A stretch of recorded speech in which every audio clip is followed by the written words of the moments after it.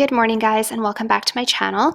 So today I wanted to share with you my best and worst purchases so far of 2022. So there's actually a couple more perfumes that could fall under the worst category, but I kind of picked a few that were sort of notable or ones that I wanted to update you on. And then I have my top 5 best purchases or favorite purchases so far of 2022.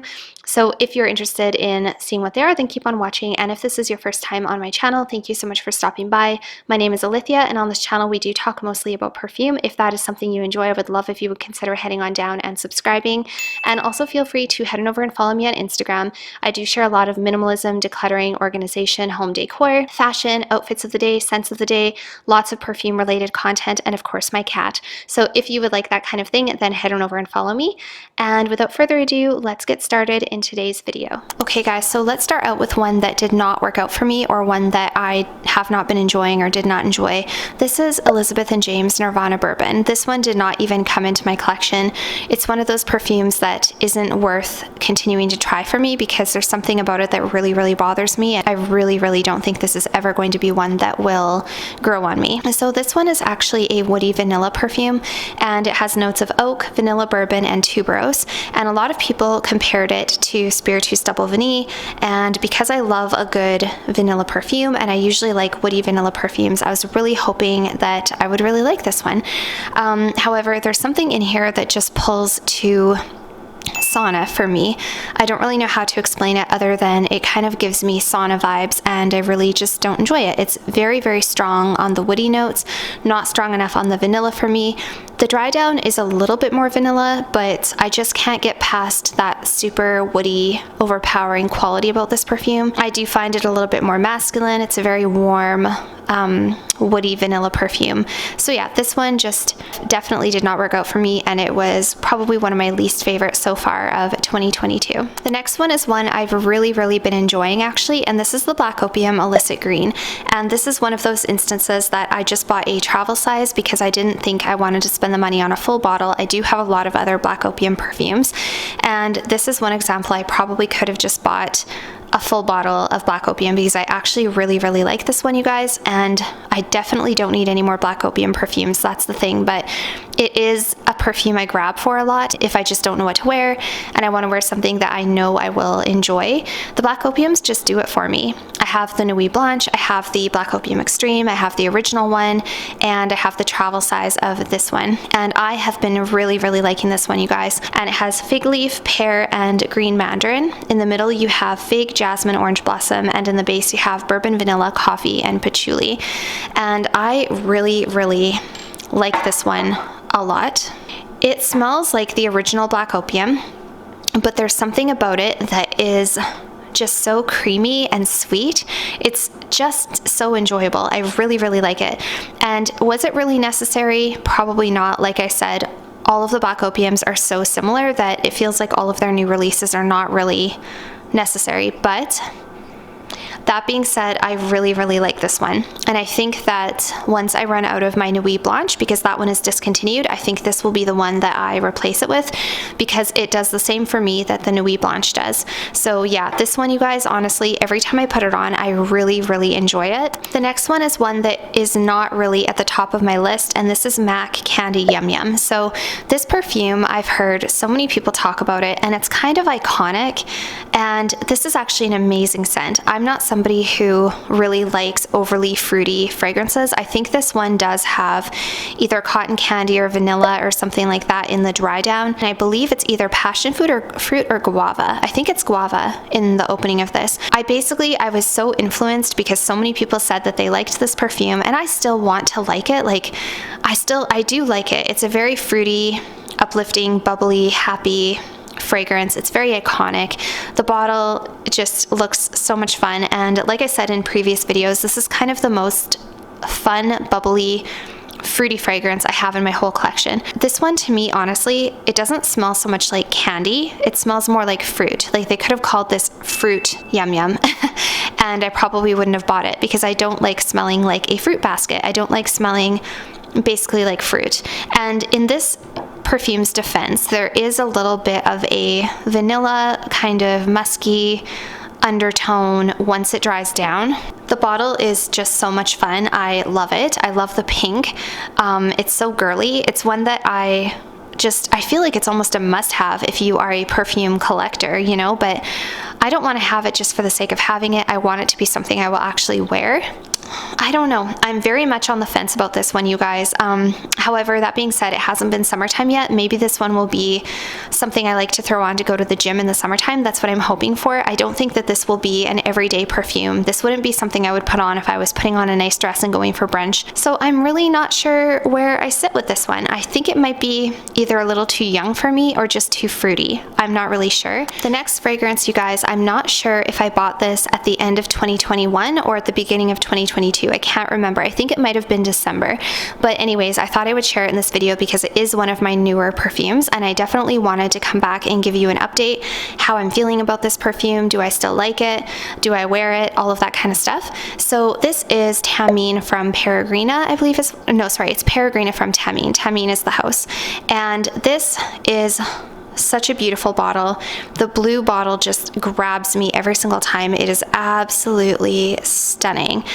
And this is a kind of a warm, spicy, powdery, caramel, vanilla, rose scent.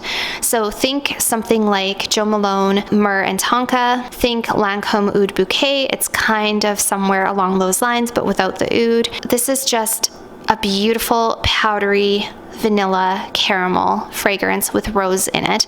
You have to like rose to like this. This also reminds me a little bit of Mon Parfum Cristal from Micallef, which is a beautiful, I believe, toffee and rose scent. So this one is like a sweet, not really gourmand. It doesn't really smell edible. It just smells sweet, feminine, sexy, romantic, and beautiful. Just really beautiful and really elegant. And it does have quite a good heavy magnetized cap on it. Beautiful, you guys. Like, everything about this is so gorgeous. This was a little bit of a pricier perfume, but I do not regret this for a second. Yeah, I absolutely love this perfume, you guys. So this one is still up on my loves list. I also have nothing else in my collection quite like it. The Mon Parfum Cristal from Micallef is one I would like to revisit. That one was really beautiful, but it was super, super rose heavy. This one I feel has just the right amount of rose. It's not too much, it's not too little. It's very elegant and very upper class smelling, but at the same time it gives you that vanilla and caramel touch that I think a lot of us love in our perfumes. It is just as sweet and mouthwatering and seductive as it is powdery and beautiful and feminine and classy. It's just such a good balance. It is such a beautiful perfume, you guys, and I really, really recommend trying this out if you haven't. I really love it. It's just beautiful, and it has that Middle Eastern touch. It makes me feel like I'm going out to a lovely dinner in Dubai. So now for a few that did not work out, and this is pretty much my entire Bath & Body Works body spray mini haul that I did. So about a month ago, I went to Bath & Body Works because I needed more candles, and people always ask me, what are your favorite body mists? What are your favorite body sprays? To be honest, I'm not a huge fan of a lot of body sprays. Very, very rare, unless it's a body spray of a perfume, like a hair mist or a body oil or something like that of an actual perfume. I find that the Bath & Body Works body sprays are just not my thing. I don't know why. They're just not my thing. So these were all kind of a huge fail for me. I have the Pear Creme Brulee, I have the fresh coconut and cotton, and I have the whipped berry meringue. And like I told you guys, in the store, I thought that I really liked all three of them. I was actually super stoked. I couldn't wait to get home, share them with you guys, start wearing them. I was so excited that I had finally found some body sprays that I could share with you guys. And as soon as I got home and wore them, sprayed them, I realized it was a huge mistake. So the fresh coconut and cotton actually has some sort of a salty sea note in it. It smells like ocean breeze, but in a very salty, dirty way to me. Like, this just smells like, I don't know. It truly does smell like salty ocean water, but not in a good way. It doesn't make me feel uplifted, refreshed, like I'm sitting at a cabana somewhere. It does not make me feel like that. It makes me feel like I've been in the ocean all day and my skin smells musky and dirty. It is not good. I don't like that one. I think some people really do, so don't take offense if you like it. It's just something about it doesn't work for me. And there is a little bit of a dint in here, and that dint is from my daughter. So I did give this to her. I gave these two to her, and I'll probably give this one to her. And this was a mistake because she wears this a lot and she loves it. And so now my upstairs in my house smells like dirty ocean water, and I just cannot stand it. It just makes me feel sick to my stomach. So this was a complete fail, that one. The pear creme brulee, on paper, theoretically, it was okay. Again, as soon as I got it home, I realized that it has also a dirty vibe that I don't like. There's something in it that I just don't like. And then we have the whipped berry meringue. This one is, I don't mind this one. I thought I was going to put it in my gym bag and use it as a gym scent. It's just kind of a sweet, fluffy vanilla berry scent. So in theory, nothing wrong with it. I don't mind it, but I honestly will probably never wear this, you guys. Like, I already have other perfumes that I like wearing to the gym. Maybe I'll do a video about perfumes I wear to the gym, but I just don't think I'll wear this one. So these were kind of all fails, and I will just give this one to my daughter. And going forward, I don't think I will buy, at least I think I'll steer clear from some of the more gourmand scents. I still will not completely shut out body sprays and body mist, because there are a lot of fresher floral ones that maybe I would like, but so far I've tried like the gingham and the In the Stars and like all the most popular ones. I've tried them and I don't love them. So now moving on to one that did work for me that I absolutely love. This is one of my new favorite perfumes, you guys. I just had a moment where I realized I don't think I could ever cut my collection down to 5 or 6 perfumes. There was a point in time when I could have, but now that I've discovered so many perfumes that I love, I think it would be so hard for me to do that. Anyways, that's a little bit of a tangent, but this is Crystal Noir. This is the Eau de Toilette. Very important to distinguish that, because the Eau de Parfum I don't love quite as much. The Eau de Parfum and the Eau de Toilette smell very, very similar, but the Eau de Toilette is just ever so slightly fresher and lighter and more floral, where the Eau de Parfum is a little bit more spicy. So this has violet, black fig, black currant, jasmine, tuberose, frangipani, sandalwood, cashmere, and heliotrope and vanilla. This is a perfume that I never would have ever in a million years purchased based on the notes. Violet isn't particularly a favorite for me. Black fig, or fig in general, is not usually a favorite for me. Sandalwood can be very finicky with me. I don't always like it. Tuberose is not a favorite. So this perfume theoretically should never have really worked for me. This has a lot of notes that I don't really love, but there's something about this perfume, you guys. And yes,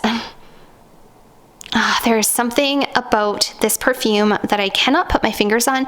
This one even has a bit of a spicy nature too, a little bit of a warm, spicy, sparkling quality to it. It's kind of dark.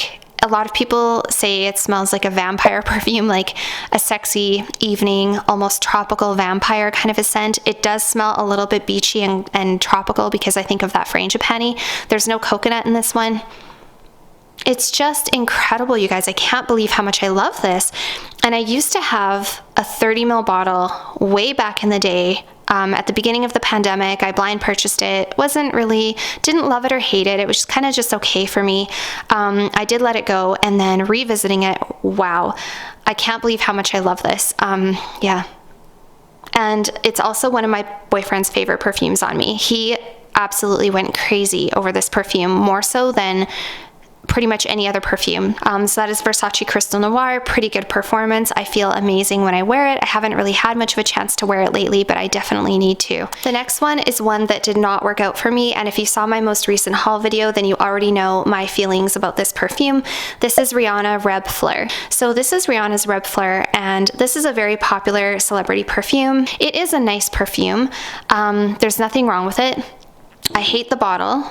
I find it very cumbersome and weird to hold. It just does not feel good when you spray it, which shouldn't matter, but if you know, you know. If you've tried spraying this perfume, you know how strange it is. I just cannot stand the bottle. I don't know. This is a nice perfume. It is a very nice perfume. It's sweet, it's coconutty, it's kind of tropical, it's sexy, it's dark. It has good performance. It's a really good perfume, but on my skin, you guys, the plum and the peach and the patchouli do not smell good on my skin. And I usually don't like plum. Plum is a note that very rarely do I like. Plum was a prominent note in Kenzo World Intense, I believe, the one in the dark bottle. Absolutely made my stomach turn. So it's just a me thing. Plum and I do not work. Peach is so-so. It really depends on the perfume. And just that combination of the peach, the plum, and the patchouli for me just totally makes my stomach turn, and this perfume does not work for me. If it wasn't for that plum, I think I would really, really like this perfume, honestly. So that is Rihanna's Reb Fleur, and this one definitely did not work out for me. The next one is Mon Paris Eau de Toilette from Yves Saint Laurent, and this one is one that I absolutely love, and I'm so happy to have this. So this is a fruity floral patchouli fragrance, and this for me is patchouli done right. I really do like a lot of floral patchouli scents. This one has raspberry, blackberry, pink pepper, bergamot, peony, datura, jasmine sambac, orange blossom, patchouli, white musk, cashmere, and ambroxan. This one is just a bright, beautiful, sparkling summertime perfume. So I did pick the Eau de Toilette over the Eau de Parfum because the Eau de Parfum is a little bit heavier in that sort of berry quality. I think that one actually has raspberry and strawberry, I'm not sure, but that one is a little bit heavier in the berry. This one is just a little bit fresher, a little bit lighter, and more emphasis on that peony. It's very fresh. The peony makes it very girly and pretty and, you know, sort of just a pleasant, sophisticated, a beautiful, sparkling, uplifting, pretty scent. And I cannot wait to wear this for the springtime. I think this is going to be a perfect springtime perfume. It smells amazing on my skin. It lasts for a really long time on my skin. And I just really like it. And I'm really happy to finally have Mon Paris in my collection because I've always really adored these bottles. The next one for me that was a huge fail, and if you saw my recent haul video then you already know, this is Viktor & Rolf Flower Bomb Midnight. So this is definitely one of Viktor & Rolf's least popular perfumes. I rarely, in fact I don't even know if I ever hear anyone talk about Flower Bomb Midnight, and when I smelled this in Sephora I thought it was so pretty, and it kind of reminded me a bit of Mon Paris. It was like a very fruity, and it was like a fruity patchouli kind of a smelling perfume. And I thought that it was nice, and I thought, how can you possibly go wrong with the Flower Bomb perfumes? And so this one was kind of a blind buy, but I thought it would be a pretty safe one. I thought this would be a pretty safe nighttime perfume, even if it was a little different from the original Flower Bombs. And boy, was I disappointed. When I got this and I put it on my skin, like I told you guys in my haul video, it just started to turn. It started to smell like old, drying flowers. Really musky, kind of dirty flowers. There is, I think, a touch of vanilla in the base, and I wish that vanilla would have come out more, and I wish that I don't know, I don't really know what's in this that's turning me off. And it really makes me sad because I'm a huge Viktor & Rolf fan. This bottle is absolutely to die for, and I was so excited to get this perfume, you guys. And even now, smelling it at the atomizer, it smells pretty good. It does have a slight touch of that original Flower Bomb DNA, just an ever so slightly background touch of it. But I can still kind of smell that strange, musky floral thing. So I can see why this wasn't a big seller. It's really unfortunate. If anybody likes this, can you please let me know? I want to know if anybody actually likes this because I never hear anyone talk about it. So, and lastly, we will end on a high note, and this is one of the perfumes that I'm actually really enjoying, you guys. And don't judge me because I know that this seems like a very young, juvenile perfume. That's where I've always pegged this one. This is Ariana Grande, Thank You Next. If you watch my channel, you know that I'm a huge fan of REM. That is one of my favorite perfumes. It's a very kind of sexy, airy, comforting, lavender, salty t-shirt smell. I'm actually starting to really like Cloud, believe it or not. I've been giving Cloud more of a chance, and it is really starting to grow on me. But this one is kind of my new Ariana Grande obsession. So this one has macaroon, coconut, what else? Macaroon, coconut, and I think there's a couple of other notes I can't remember off the top of my head. But this is meant to be like a sweet, kind of a coconutty scent. I don't actually get coconut in here at all, which is really good because I don't love the smell of coconut.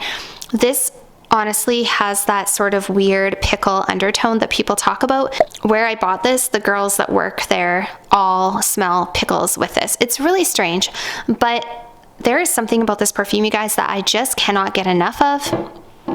Yeah, It's so good. I don't know what it is about it, you guys. It actually makes my mouth water a little bit. It's just, it smells so good, and I find it so easy to wear. I really like the way it smells on my skin. It gets a little bit sweet. It's a little bit comfy, cozy, relaxing. It's almost a little sexy. There's something about it that I really, really like. Just kind of fun, would make a great gift idea for any of the younger ladies in your life, or you just want something that's kind of a cheap, easy throw on but has good performance. This actually has really good performance, you guys. It just smells so darn good. I don't know what it is. I'm finding it very, very addictive. So this is definitely a high point for me so far of this year. One of my favorite purchases of 2022. I know it seems like strange, and in my opinion, I always pictured this being on a younger, you know, like somebody in their teens. That's just where I pegged it. But I honestly love this perfume, you guys. So that is Ariana Grande, Thank You Next. And that's the last one in today's video.